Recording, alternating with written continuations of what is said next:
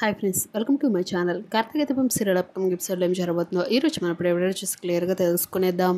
దానికంటే ముందు first time కనుక మా ఛానల్ చూస్తున్నట్లయితే మా ఛానల్ని సబ్స్క్రైబ్ చేసుకోండి. అలానే పక్కన ఉన్న గంట సింబల్ కూడా క్లిక్ చేసేయండి. ఇక వీడియోలోకి వెళ్ళినట్లయితే కోమాలో నుంచి స్ప్రోలోకి వచ్చిన దాసు జ్యోత్స్న గురించి నిజాన్ని బయటపెట్టడంతో నిజాన్ని తెలుసుకున్న కాశీ శివనారాయణ ముందే జ్యోత్స్న నిజ స్వరూపాన్ని బయటపెట్టి జ్యోత్స్న చెంప పగలగొట్టి జ్యోత్స్నని ఇంట్లో నుంచి బయటికి గెంటేసిన శివనారాయణ. షాక్ లో పారిచాతం జ్యోత్స్న ఎందుకు అసలు సీరియల్లో ఏం జరిగింది, నిజంగానే కాశీ ముందు దాసు నిజాన్ని బయటపెట్టాడా? మరి కాశీ జ్యోత్స్న యొక్క నిజ స్వరూపాన్ని శివనారాయణ ముందు బయటపెట్టడంతో శివనారాయణ జ్యోత్స్న నిజ స్వరూపాన్ని తెలుసుకొని ఏం చేయబోతున్నాడు? అసలు సీరియల్లో ఇదలా జరగబోతుంది కనుక మీరు తెలుసుకోవాలి అనుకుంటే ఈ వీడియోని ఎక్కడ స్కిప్ చేయకుండా ఎండింగ్ వరకు చూసేయండి. అప్పుడే మీకు క్లియర్ గా అర్థమవుతుంది. అలానే మా వీడియోని ఇప్పటివరకు కనుక లైక్ చేయనట్లయితే వెంటనే ఒక లైక్ చేసేయండి. సరేనండి, సీరియల్లో ఏం జరగబోతుంది ఇప్పుడు చూస్తే తెలుసుకుందాం. ఇక మొత్తానికి సీరియల్లో కనుక చూసుకున్నట్లయితే హోమానికి ఒక్కొక్కరిగా కాంచన పుట్టింటి వాళ్ళు రావడం, వాళ్ళతో పాటు శ్రీధర్ అలానే కావేరి కూడా రావడంతో కార్తీక్ అయితే హోమంలో చాలా సీరియస్ అవుతాడు. దీపం ఇంకా చాలా కోపంగా చూస్తాడు. మీరే చెప్పారు కదండి, అవసరమైన వాళ్ళనే పిలవమని చెప్పారు కదా, అందుకే నేను అందరినీ పిలిచానని చెప్పేసి అంటుంది. మనం తర్వాత మాట్లాడుకుందని చెప్పేసి అంటూ కార్తీక్ అయితే దీపం మీద చాలా సీరియస్ అవుతాడు. దాంతో సుమిత్ర అలానే దశరథ అందరూ కూడా వచ్చి కాంచనకి కార్తీక్ దీపకి పుట్టింటి వాళ్ళ తరపున బట్టలు పెడతారు. హోమం అయితే చాలా దిగ్విజయంగా జరుగుతుంది. ఇక హోమం అయిపోయిన తర్వాత శ్రీధర్ అయితే ఇష్టం వచ్చినట్లుగా మాట్లాడతాడు. కార్తీక్ అయితే చాలా బాధ పెడుతూ ఉంటాడు. హోమానికి అసలు వీళ్ళిద్దరిని పిలవకుండా ఉంటే చాలా బాగుండేది కదా అని చెప్పేసి అంటూ అనసూయ కాంచన కూడా అనుకుంటారు. హోమంలో అందరూ అడిగే ప్రశ్నలకి కార్తీక్ అయితే చాలా డిసప్పాయింట్ అవుతూ ఉంటాడు. అయిపోయిన తర్వాత ఇక దశరథ సుమిత్ర అక్కడి నుంచి అయితే వెళ్ళిపోతారు. శ్రీధర్ మీద కార్తీక్ అయితే చాలా కోపంగా చూస్తూ ఉంటాడు. అసలు నువ్వు ఇక్కడికి ఎందుకు వచ్చావు అన్నట్లుగా కోపంగా చూడటంతో అదేంట్రా అలా చూస్తున్నావు, నేను కన్న తండ్రిని, ఆ మాత్రం నేను ఇక్కడికి రాకూడదా? కనుక నేను నీకు అసలు అసహ్యమైనా సరే, నీ దృష్టిలో నేను తండ్రిని వాడిని కాకపోయినా సరే ఈ కుటుంబానికి నేను అవసరం, ఇక్కడికి రావాల్సిన అవసరం నాకుంది. ఎందుకే అసలు ఇక్కడికి ఎందుకు వచ్చారో నీకు తెలుసా? ఒక నిజాన్ని నేను బయట పెడదామని ఇక్కడికి వచ్చాను. కనుక నీ కూతురు, అదే నీ కాని కూతురు, నీ దీప కూతురు ఉంది కదా శౌర్య, ఆ శౌర్యకి అసలు ఆపరేషన్ చేయించారని ఎవరు అనుకుంటున్నావు? డబ్బులు ఎవరిచ్చారో ఆ వ్యక్తి మీకు ఎవరికైనా తెలుసా అని చెప్పేసి అంటూ శ్రీధర్ అయితే అడుగుతూ ఉంటాడు. ఇక మాటలకు కార్తీక్ అయితే చాలా కోపం అనిపిస్తుంది. ఎవరో ఒక దేవత వచ్చి చేయించింది, ఆ మహానుభావుల గురించి ఇప్పుడు నీకెందుకు? ఎవరు నీకు చెప్పాల్సిన అవసరం నాకు లేదు అని చెప్పేసి అంటూ కార్తీక్ అయితే చాలా సీరియస్ గా మాట్లాడుతూ ఉంటాడు దశరథ మీద. శ్రీధర్ హోమానికి రావడానికి కారణం ఏంటంటే కావేరియే శౌర్య ఆపరేషన్ కి డబ్బులు ఇచ్చిందన్న విషయం, శౌర్య ఆపరేషన్ కి దీప ఇచ్చిందన్న విషయాన్ని తెలుసుకున్న శ్రీధర్ అయితే హోమం జరిగిన తర్వాత ఇంట్లో గొడవ సృష్టించాలి, ఆ విషయాన్ని అందరి ముందు బయట పెట్టాలన్న విషయం కారణం మీదే శ్రీధర్ అయితే హోమానికి అయితే వస్తాడు. హోమం అయిపోయిన తర్వాత నువ్వు ఇక్కడికి ఎందుకు వచ్చావు అన్న విషయంతో కార్తీక్ అయితే చాలా కోపంగా చూడటంతో ఇక శ్రీధర్ అయితే జరిగిన విషయాన్ని కుండ పగలగొట్టినట్టుగా అందరి ముందు అసలు విషయాన్ని బయట పెట్టేస్తాడు. ఇక్కడ భార్య కావేరి కనుక నీ కూతురు ఆపరేషన్ కి డబ్బులు కట్టకపోతే నీ కూతురు అసలు బ్రతికుండేది కాదు. నా భార్య నీకు అసలు ఇంత హెల్ప్ చేస్తుంది, ఆ విషయం నువ్వు గ్రహించకుండా నువ్వే నన్ను ఛేదనించుకొని ఇక్కడి నుంచి వెళ్ళిపో అన్నట్లుగా చూస్తావా? నువ్వు గనక లేకపోతే, నా భార్య లేకపోతే మీకు అసలు దిక్కే లేదు అన్నట్లుగా శ్రీధర్ అయితే చాలా ఇష్టం వచ్చినట్లుగా మాట్లాడతాడు. ఒక్కసారిగా షాక్ అయిపోతారు కాంచన, కార్తీక్. వెంటనే కార్తీక్ అయితే దీప అసలేంటిది అని చెప్పేసి అంటూ ఒక్కసారిగా నిలదీస్తాడు. ఇక వెంటనే దీప, అయ్యో కార్తీక్ బాబు, నాకు అసలు ఈ విషయం తెలియనే తెలియదు, నాకు అసలు డబ్బులు కట్టేంత వరకు కూడా కావేరి గారే అసలు కూతురు ఆపరేషన్ కి డబ్బులు ఇచ్చారన్న విషయం అసలు నాకు తెలియదు. ఇక్కడికి ఎవరు వచ్చి మా కూతురు ఆపరేషన్ కి డబ్బులు ఎవరు ఇచ్చారని ఆలోచిస్తూ ఉన్న సమయంలోనే కావేరి గారు నా దగ్గరకు వచ్చారు. నా దగ్గరకు వచ్చిన కావేరి గారు, నా మనవరాలకి నేను డబ్బులు కడుతున్నాను, నా మనవరాలకి నేను సహాయంగా ఉంటాను, చేసిన తప్పుని కాస్తైనా కడుక్కునే అవకాశాన్ని నాకు ఇవ్వండి ఏంటో కావేరి గారు ఎంతగానో ప్రాధాయపడ్డారు.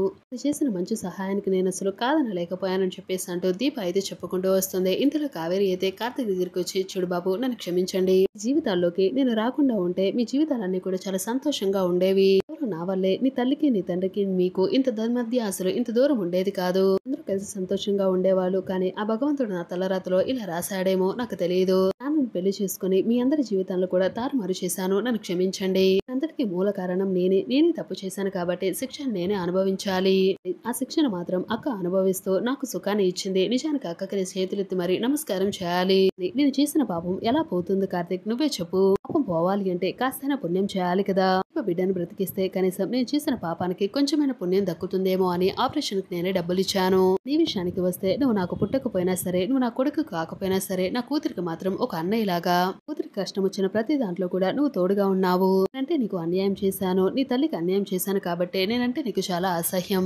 అందరూ అంటే నాకు ప్రాణం. కాకపోతే నేను తప్పు చేశాను కాబట్టే మీ అందరికీ కూడా దూరంగా ఉంటున్నాను. అసలు దీపక్ కూడా ఈ విషయం తెలియదు. నేనే డబ్బులు మొత్తం కట్టేసిన తర్వాత దీపక్ అయితే చెప్పాను, అసలు ఈ డబ్బులు మొత్తం కూడా మీ నాన్నకి ఎటువంటి సంబంధం లేదు, ఇది నా కష్టార్జితం. ఒకవేళ ముందే నేను మీ ముందుకు వచ్చి డబ్బులు ఇస్తాను, ఆపరేషన్ చేయిస్తాను అంటే మీ నాన్న సంపాదన నాకు అవసరం లేదు. నిచ్చే చిల్లి గవ్వగో రూపాయి కూడా నాకొద్దు అని చెప్పేసి నువ్వు కొట్టిపడేస్తావు. సమయంలో సౌరి జీవితం తారుమారైపోతుంది. అందుకని నేను అలా చేయలేదు. ఆ సమయంలో నువ్వు ఇలా చేస్తే ఎలా ఉంటుంది చెప్పు? పోయిన ప్రాణం తిరిగి రాదు కదా. అందరూ చాలా బాధపడుతూ ఉంటారు. అందుకని ఎవరికి తెలియకుండా నేనే డబ్బులు కట్టేశాను, ఆపరేషన్ చేయించానని చెప్పేసి అంటూ కావేరి మాటలకి ఇక కార్తిక్ అయితే అప్పుడు తన మనసు కరుగుతుంది. ఇంతలో కాంచన అయితే అవును కార్తిక్, కావేరి చెప్పింది నిజమే. కావేరి తన మంచి మనసుతో సహాయం చేసింది. ఈ రోజు మన శౌర్య చాలా సంతోషంగా ప్రాణాలతో మన ముందుంది. ఈ సంబంధం లేకపోయినా సరే మనకు సహాయం చేసింది. పశ్చాత్తాపడుతుంది కదా తను చేసిన పాపానికి. అప్పుడు మనం కావేరిని బాధ పెట్టడం, తనని ఏమాత్రం కూడా మనం అనాల్సిన పని లేదు. చేసింది మీ నాన్న, పాపం తనేం పాపం చేసింది.